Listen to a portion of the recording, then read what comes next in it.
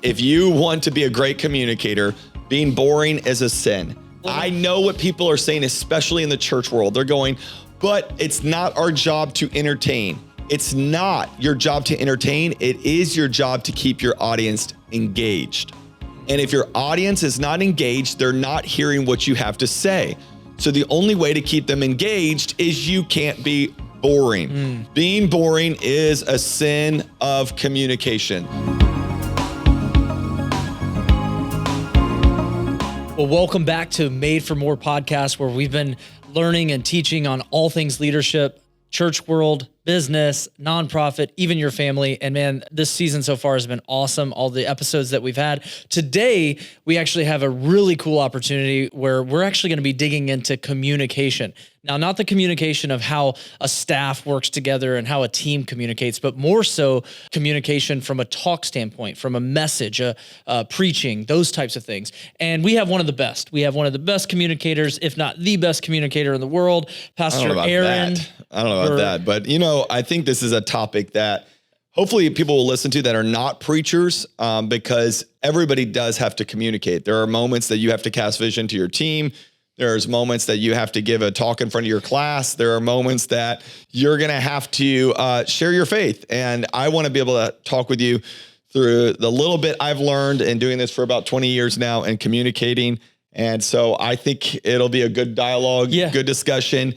And it is one of the more requested items when people talk to me, and I do questions on Instagram or things on social media about, hey, what would you like to hear talked about? So because of that, let's talk all things communication. Absolutely. I think it'd be fun if I asked you some questions and make it a little bit more interview style. So I think going back to the beginning, obviously, like you said, you've been preaching and teaching, casting vision, all those things for a long time. But take us back to the beginning. Yeah. Little Pastor Aaron Burke. When did you feel called to preach? When did you feel inspired to talk in front of groups of people? It is funny. I got saved at 16 years old. God radically changed my life. And immediately I started a little Bible club on my Christian high school campus there. And I just started to communicate. And I didn't know what I was doing. And then I'll never forget, they asked the class, they said, okay, every class puts on a chapel, and they wanted someone to do the sermon for the class. So they asked for volunteers, and nobody raised their hand except for me. I was the only kid in the class that raised my hand because I was like, I want to preach. I want to tell people, I feel like I've got something to say. I'm excited about it. And I raised my hand, and the guy that was the head of the class was like, Aaron, I don't think that's a good idea for you to speak. Wow. And so I was super offended. Like I was rejected my very first time. He goes, but we'll give you like the 5-minute devotional side. And then we'll give this other guy the sermon, the 20-minute sermon.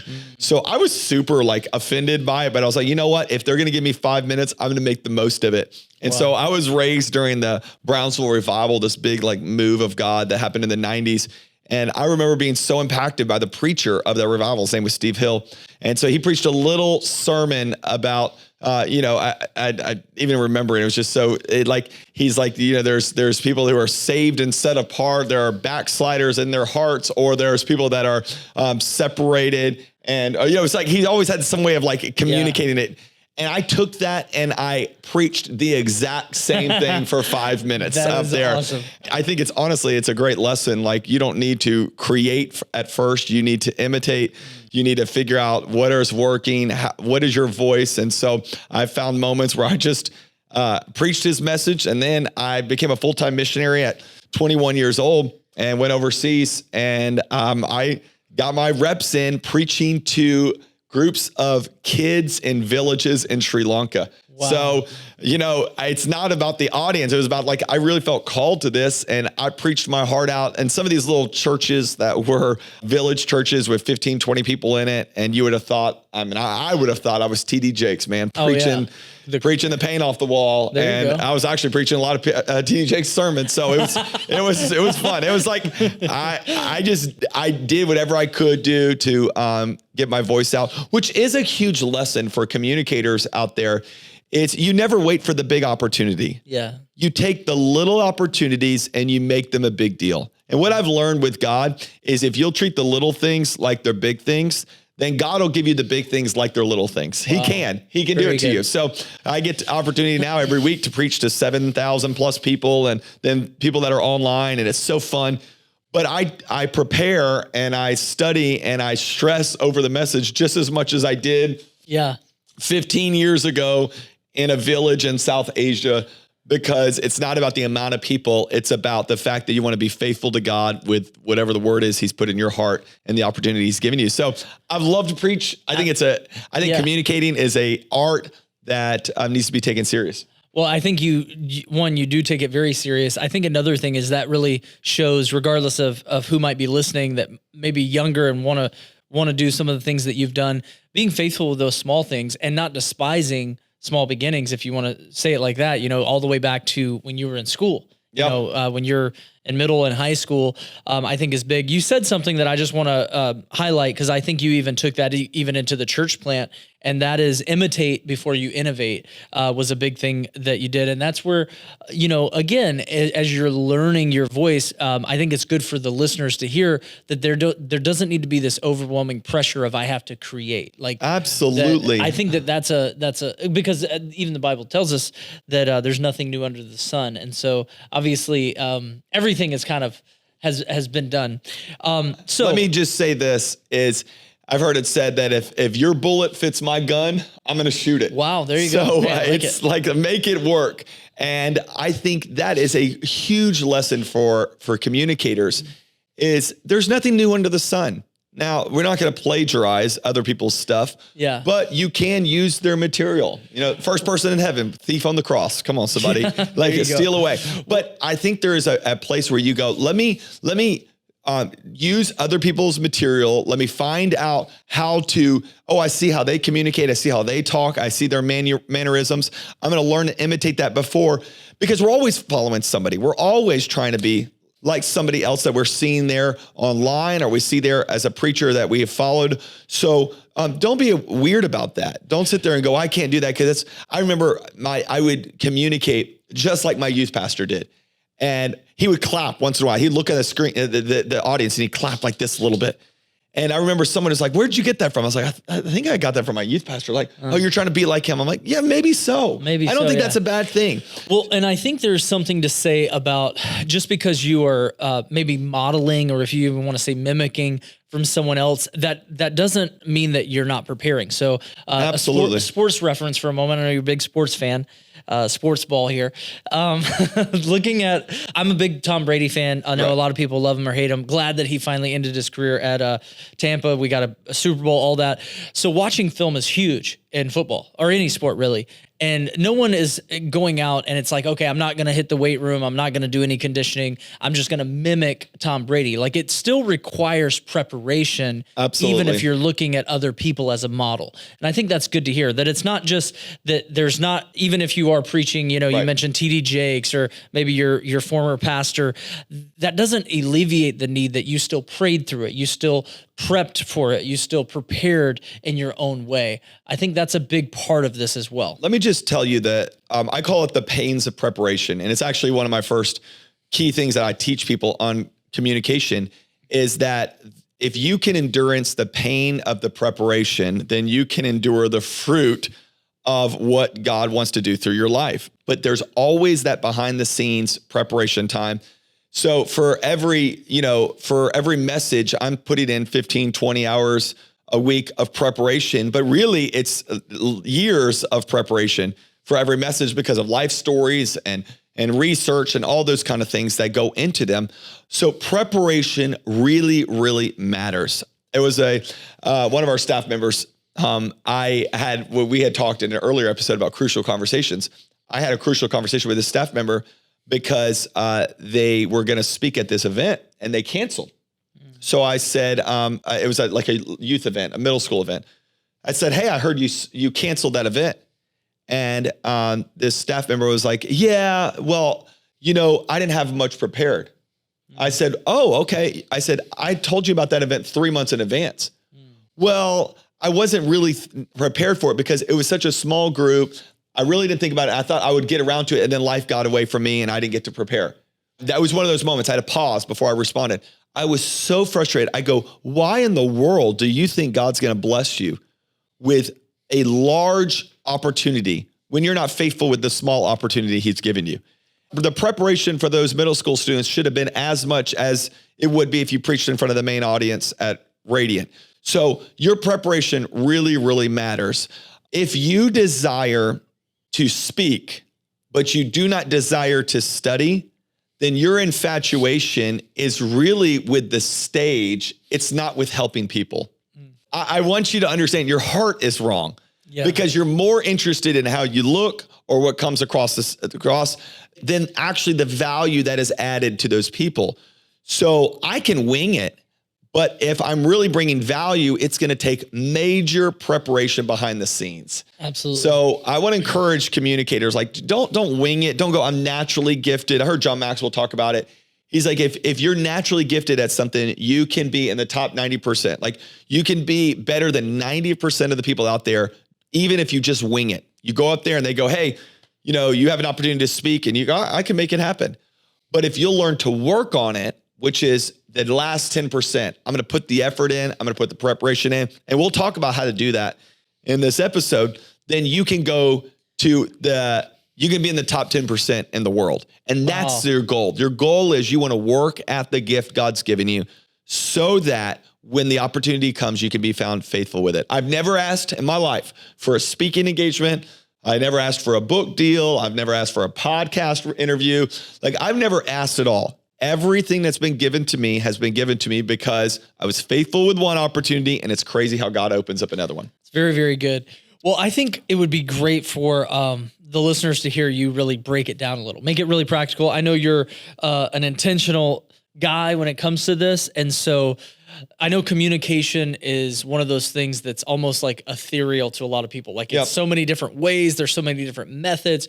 So for Pastor Aaron Burke, if there was a pool of strategies, if you were to boil it down to these are the key core components of communication, where would you advise people go? All right, I'll give you just a few of them. I don't know if these will help you, but I'm telling you, if you read a book on communication, these are probably not the top things, but they're the top things I'm going to say. First of all, being boring is a sin. So I'm realizing that if you want to be a great communicator, being boring is a sin. So I know what people are saying, especially in the church world. They're going, but it's not our job to entertain. It's not your job to entertain. It is your job to keep your audience engaged. And if your audience is not engaged, they're not hearing what you have to say. So the only way to keep them engaged is you can't be boring. So to sit there and get up on this stage and go, well, I'm just going to open up my Bible or I'm going to open up the manual and hey, you're going to give a talk to the staff about the HR policy on such and such. You get up there and you just go turn in your handbook to page 42, paragraph 8. We're going to talk about this. You've lost the crowd. Being boring is a sin of communication. So you've got to make it fun. You've got to intentionally add jokes, make people laugh. Making people laugh is the greatest way to connect with your audience. I tell our young communicators, I'm like, you see it. You see me intentionally make people laugh. And you know what I'm doing? I'm making them laugh. Their mouth is open as they're laughing, ha, ha, ha. And then I'm shoving truth right down it. That's communication. It's you want to lighten the mood. And when you're communicating to people, there's a natural wall up. They don't know who you are. You haven't gained the right to speak into their life. So what you're doing is you're communicating. So I'm making them laugh. I'm making me personable. I'm making it where I'm a normal human being. I have a lot of jokes that are about me. I'm not the hero of the story. I'm the one that's the mess. I talk a lot about my family. I don't talk about how perfect we are. I talk about how many issues we've got. I make fun of cats. I do that a lot and people will get all offended. I'm going, no, you got to have something that lightens the mood. And people are dealing with a lot these days. Yeah. So if you're given an opportunity to communicate, ask yourself this question. When are people laughing? When are people having a good time while I'm speaking? That is a vital thing. So when I communicate, preach it to a team, I evaluate it with a team. I have a whole group that looks at it behind the scenes, and then I'll preach the first service and I'll evaluate it with a team again. And they're always telling me things to cut. And I will say, I'll cut anything except for something that's funny. Yeah. Period. I'll cut any life-changing story. I'll cut anything. But if it's funny, I'm not cutting it because I got to make people laugh. Yeah. So being boring is a sin. And Jesus was so good at this. Jesus spoke in parables. Yeah. Why? Because he's talking in story. People engage in a good story. Stories move people. They get people's emotions involved. And if you want to be a dynamic communicator, learn how to tell stories in a way that have tension, that have drive, that make people sit on the edge of their seat, that makes them laugh, that makes them cry.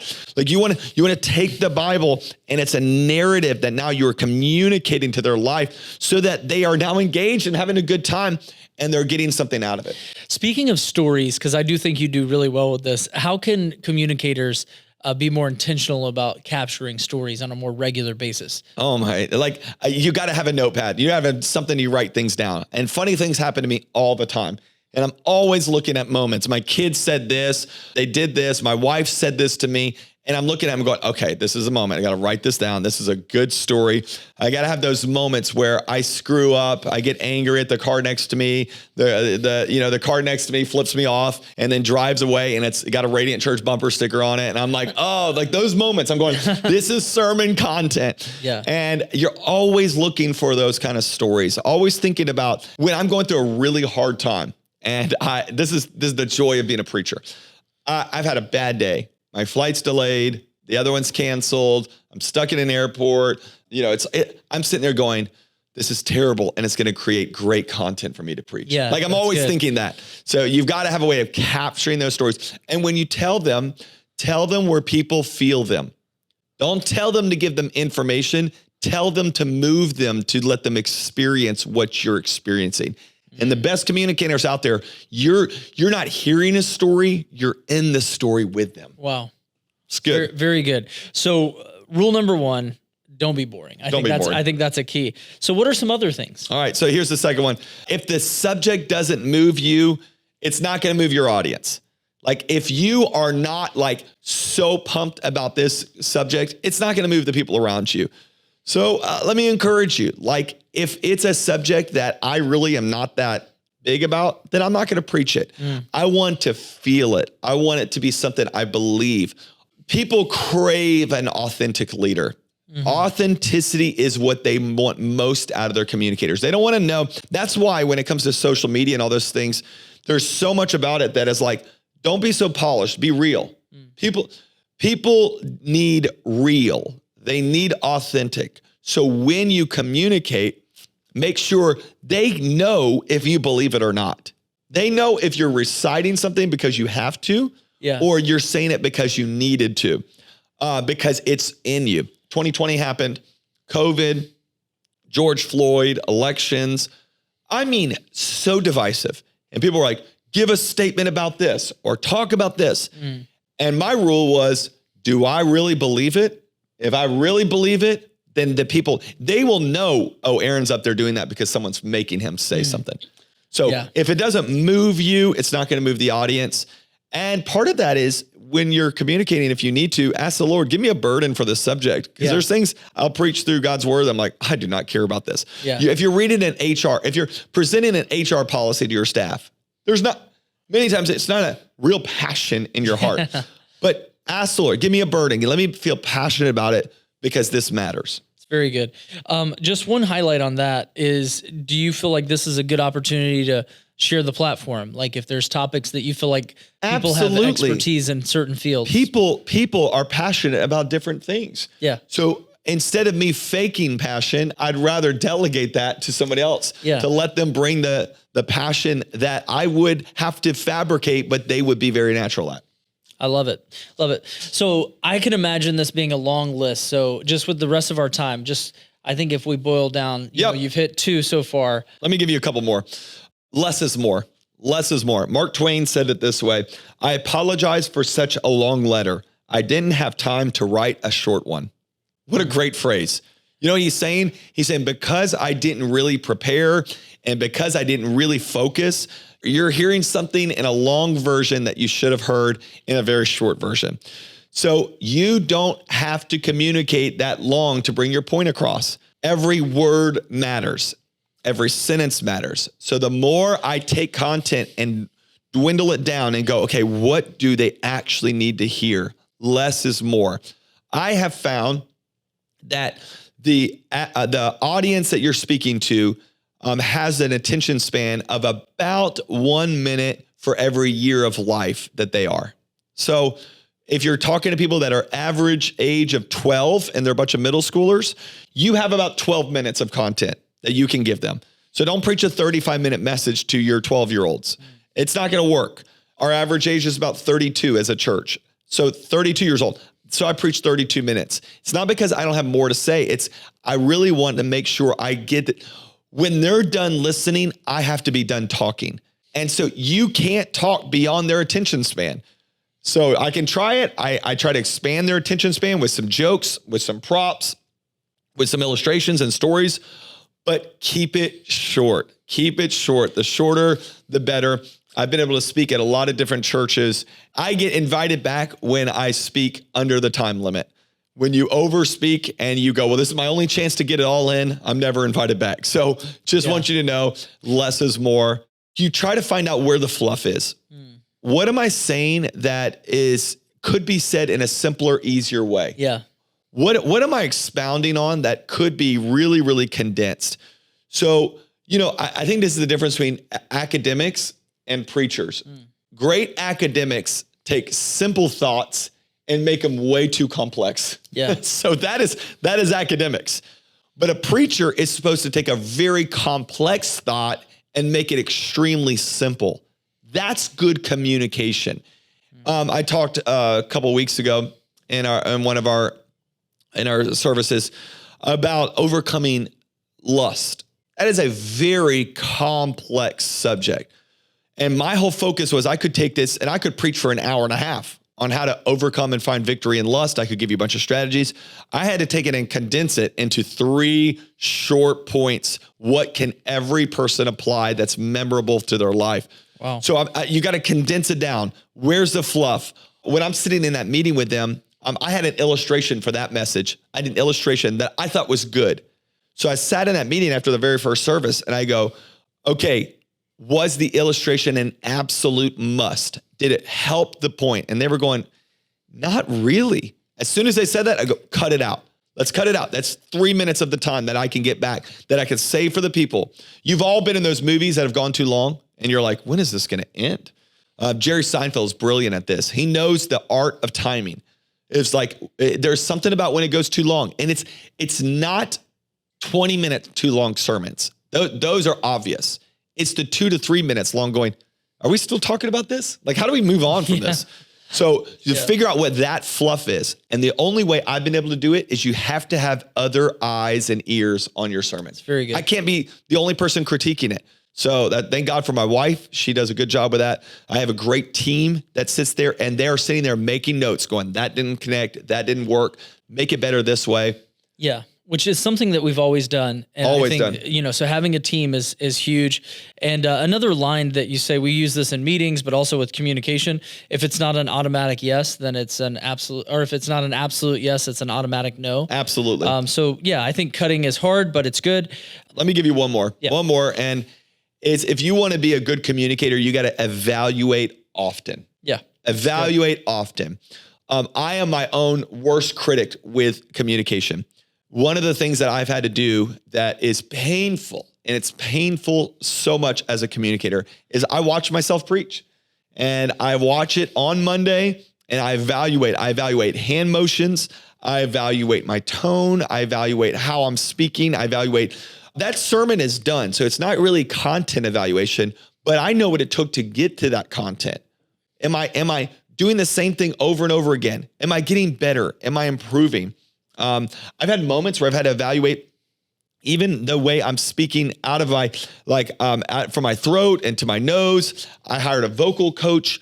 That was a massive win because I was losing my voice every single week. And I thought, no, someone's had to figure this out before. This lady trained opera singers and all kinds of people. So she trained me. It's always about evaluation. You want to constantly get better. And if you will make a decision to get better as a communicator and you'll invest in your communication, then you will see your platform grow. One of the ways we've done this is just on social media. We've been able to take content, put it down. And what we have found is the shorter the clips, the better. Why? Because it gets to the point quicker. It helps people understand. It adds value to their life. So we're learning that and then with that, we go, what made that win? Okay, we evaluate what made that win. So let's do it again. Let's find out what is winning again. So I'm just telling you, you can grow as a communicator. You can get better. One of the hardest things I've had to do is even ask friends of mine that are preachers, hey, will you watch my message? Will you give me some tips on how I can do this better? And everybody's got their opinions, but I would rather deal with the hurt feelings, but yet I'm improving, than everybody champion me and cheer me on, but I'm staying static in the craft and the gift that God's given me. So I'll just say this for our communicators out there. If you want feedback, you have to ask for it. That's good. You have to. And the communicators that preach at my church, when they ask for feedback, I always got it for them. I always got things they could do better.